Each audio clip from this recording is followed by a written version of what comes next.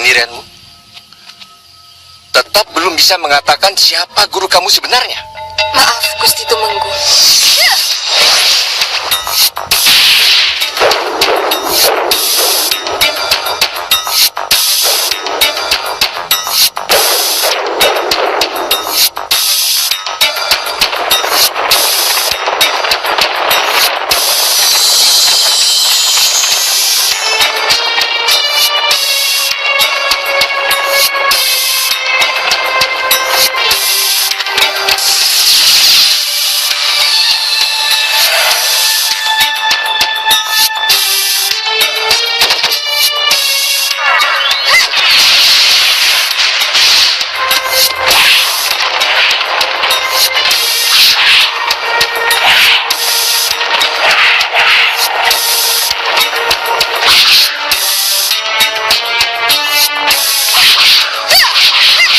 Tumenggung itu menatap tajam ke arah Kembang Tanjung, memaksa gadis itu untuk mengungkapkan rahasia tentang siapa gurunya sebenarnya.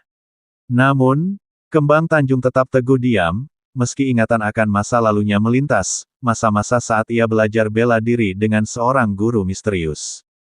Kecurigaan Tumenggung kian menguat, menduga bahwa guru Kembang Tanjung adalah sosok yang amat dikenalnya, Roro Denok, anak angkatnya yang telah lama hilang.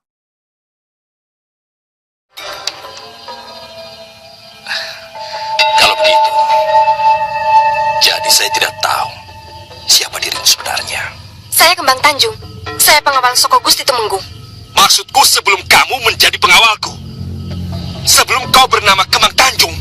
Berarti Tumenggung tahu saya mempunyai nama lain sebelum Kembang Tanjung. Tapi tidak.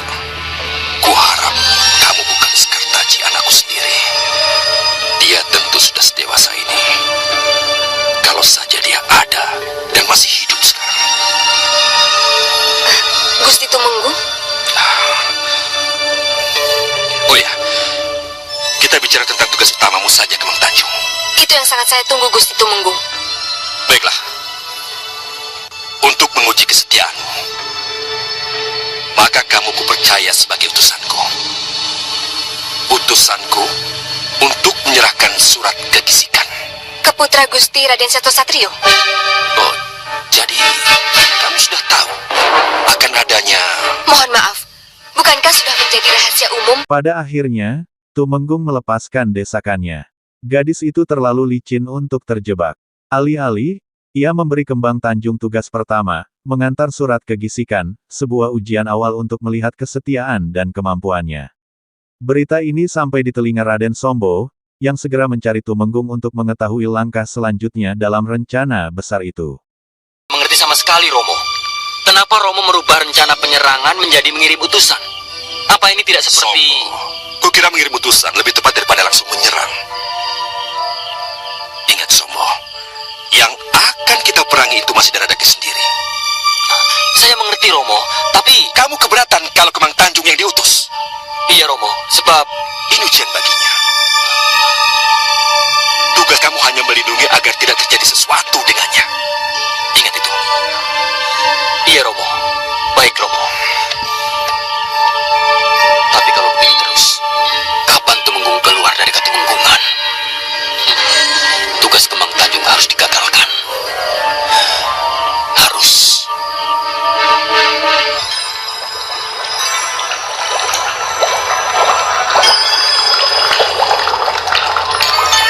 Mana darah pendekar kemana bintang itu?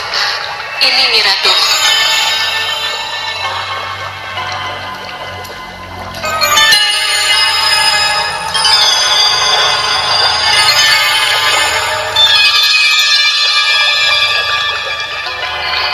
Mana rambutnya? Ini Mirado.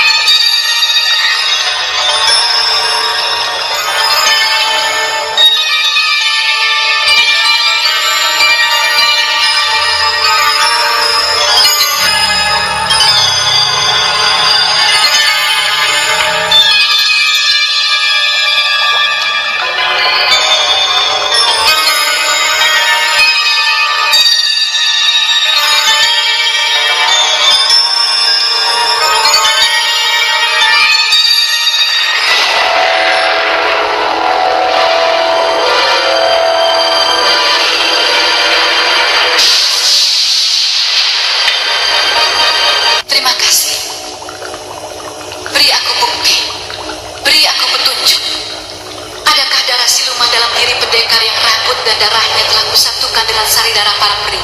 Tunjukkan.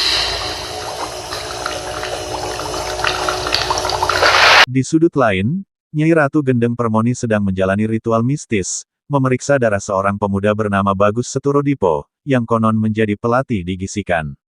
Setelah ritual itu, ia pun yakin, pemuda itu adalah keturunan siluman, pewaris kekuatan besar Senopati Seto Gondomait. Menyadari potensinya, Nyai Gendeng Permoni berniat mempercepat transformasi Bagus Seturo.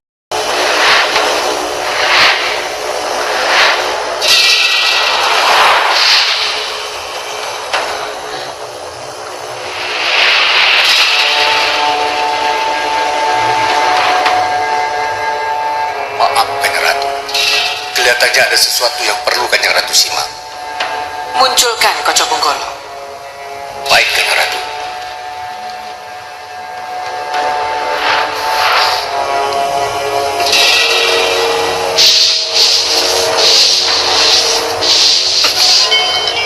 Maaf.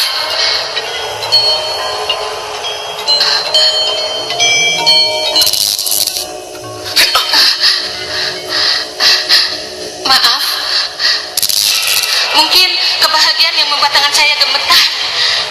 Koco Benggolo, yang aku ingin ketahui adalah sikap pendekar itu setelah Niwingit berbuat selancar itu.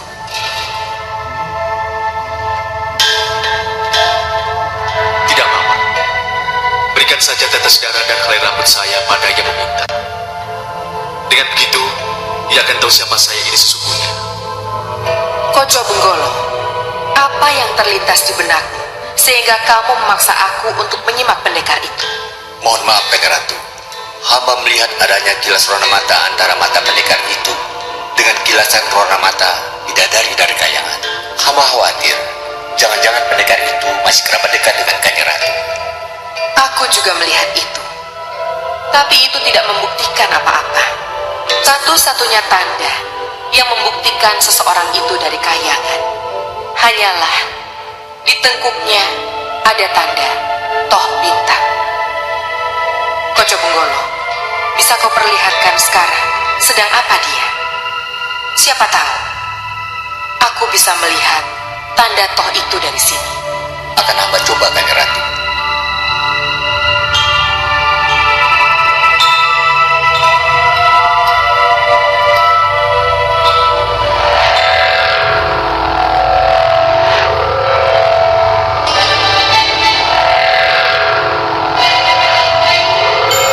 Sementara itu, jauh di kedalaman lautan, Nyai Roro Kidul menyaksikan sekilas masa lalu melalui Koco Benggolo. Wajahnya mengeras penuh kecurigaan. Ia mulai menduga bahwa Bagus Seturodipo adalah keturunan seorang bidadari dari Kahyangan. Tanpa menunda waktu, ia mengirim Senopati dan Tapak Dento untuk memastikan kebenarannya. Kondo Manik, yang memiliki kemampuan berubah wujud menjadi belut, diperintah untuk menyusup ke kamar Bagus Seturodipo. Namun, setibanya di sana, ia mendapati Nyai Ratu Brangah sudah lebih dulu menunggu. Rupanya, Nyai Ratu Brangah telah lama mengenal Bagus dan memiliki rencana untuk membawanya ke negeri Selolumutan. Namun, kedatangan tiba-tiba Nyi Gendeng Permoni membuat Kondo Manik melarikan diri. Tapi ingat, jangan terjadi sesuatu dengan Nyi Brangah. Sedikit tahu, Kanjeng Ratu.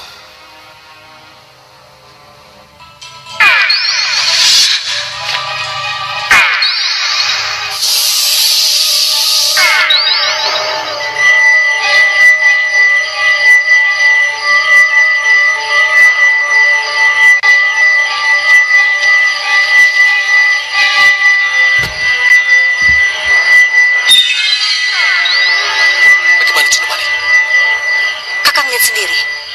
Kelihatannya kita tidak akan bisa menembus tanpa diketahui. Jadi, Kita bisa mencoba, tapi sentuhan selembut apapun akan menyebabkan lapisan itu bergetar. Kalau itu yang terjadi, maka mau tidak mau kita akan langsung menghadapi Nyi Brangah. Dan Nyi Ratu tidak menghendaki ini. apa yang akan kita lakukan? Saya akan menjadi belut kecil, sebab hanya dengan cara itulah saya bisa masuk. Tapi itu berbahaya, Cundomanik. Tidak ada jalan lain, Kakang. Mohon lindungi saya.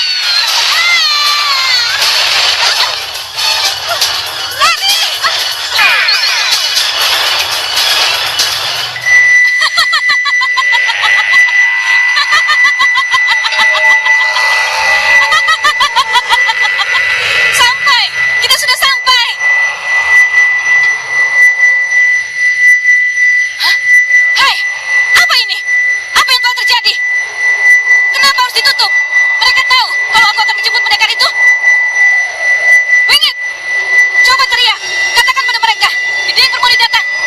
Saya akan ke gerbang. Akan saya tanyakan pada penjaga.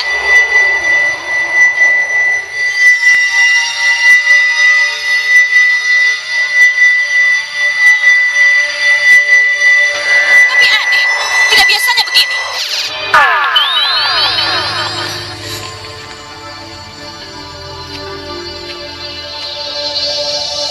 Di mana dia?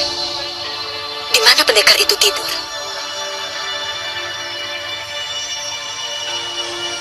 Oh, itu pasti kamarnya.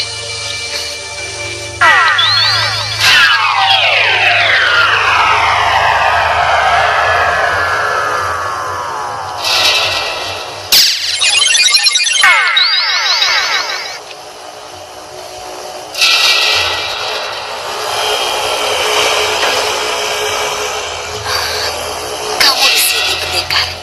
Baik, bagiku yang penting tanda pada tengkukmu.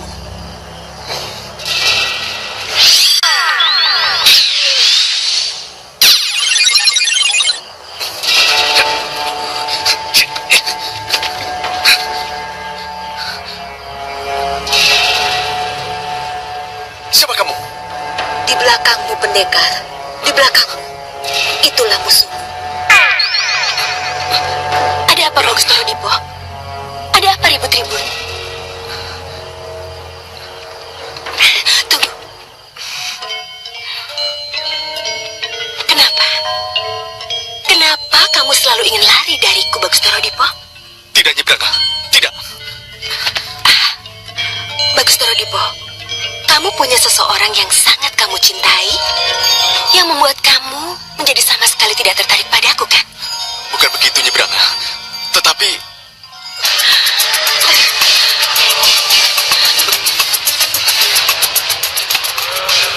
Penjaga tidur, Nyi Ratu. Nyi Brangah yang melakukan itu. Ratu Pemikat? Iya, iya Nyi Ratu. Kurang ajar. Ini tidak bisa dibiarkan. Pasti Ratu Buaya itu juga mengincar pendekar berdarah siluman. Tidak bisa dibiarkan.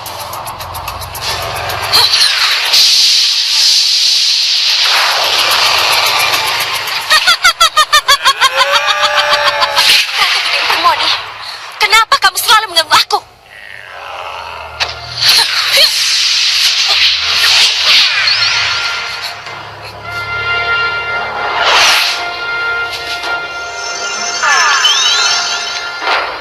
bagaimana? Berhasil? Iya, Tidak ada yang mengenalimu? jangan khawatir. Belut tidak akan menarik perhatian siapapun. Ya, bagaimana dengan mereka? Itu urusan mereka. Biarkan saja.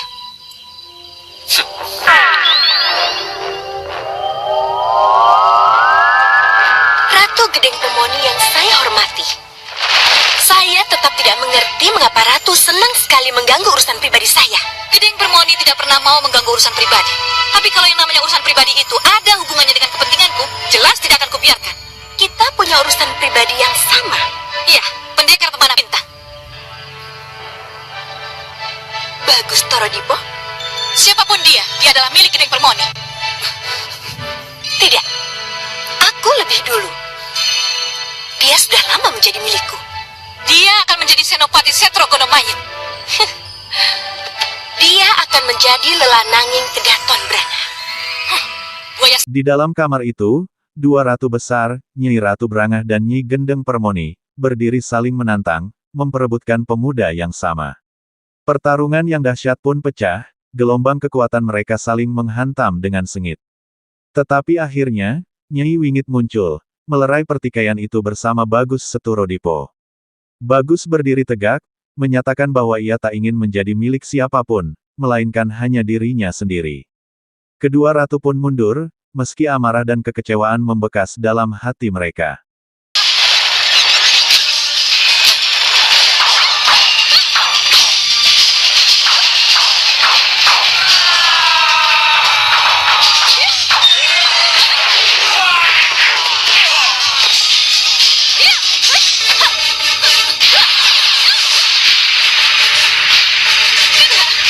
Jangan, ini tidak boleh terjadi.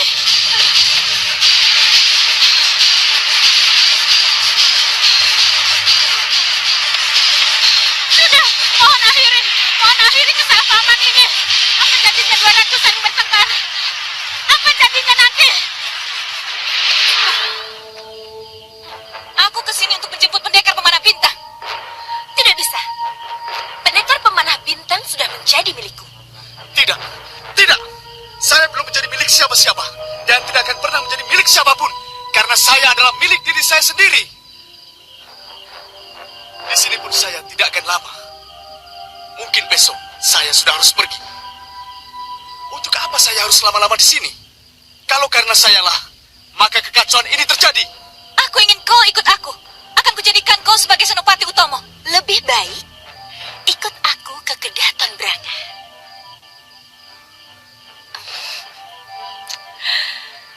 Aku akan... Tidak. Saya lebih suka kalau saya bisa menjadi diri saya sendiri. Kuberi waktu sampai besok. Kalau tidak, akan kupaksa. Haya!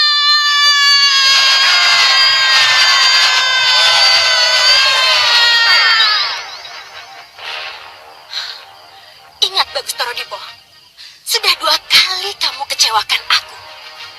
Tidak akan terjadi untuk yang ketiga kali. Tidak akan.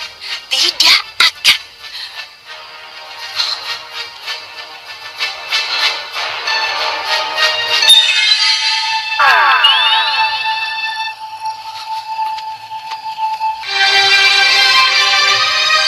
Jadi tanda toh bintang benar-benar ada padanya. Kasihan Dawunya Ratu. Kamu benar-benar melihat dengan mata kepala kamu sendiri. Sebagai belut, saya sempat berada tepat di atas toh bintangnya, Nyi Ratu. Terima kasih. Kamu benar-benar telah bekerja dengan sangat baik, Cundomani. Dan kamu tapak Dunto. Kasihkan Dau, Kanjeng Ratu.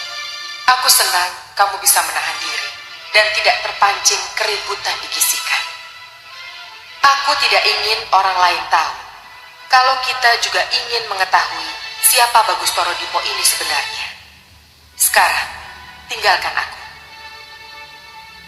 Pamit mundur, Kanjeng Ratu. Kanjeng Ratu. Di sudut lautan lainnya, Nyai Roro Kidul mendengarkan laporan dari Kondomanik. Semua terungkap, Bagus Seturodipo adalah keturunan bidadari. Koco Benggolo mengonfirmasi bahwa pemuda itu adalah putra Nawangsari, seorang bidadari yang pernah menikahi manusia, sebelum jejak sang anak hilang bertahun-tahun. Dengan hati yang berat, Nyai Roro Kidul merenung dalam diam, mengenang sebuah kisah lama yang tersimpan dalam misteri samudera. Dengan Dewi Nawangsari. Dinda Nawangsari. Iya, Kanjeng Ratu. Kang Mas! Kang Mas! Kang Mas, jangan tinggalkan Dinda! Kang Mas! Kang Mas! Kang Mas! Tidak, Kang Mas! Tidak, Kang Mas! Kang Mas! Koco Benggolo. Nawangsari memang pernah bercerita tentang hubungannya dengan pemuda Bawono, prajurit pajang itu. Ia juga bicara tentang kehamilannya. Tapi anehnya, ia tidak pernah bercerita tentang nasib anaknya itu. Saya yakin, Kanjeng Ratu, bahwa Bagus Torodipo adalah putra dari Dewi Nawangsari. Semoga waktu yang akan membuktikannya, Kanjeng Ratu.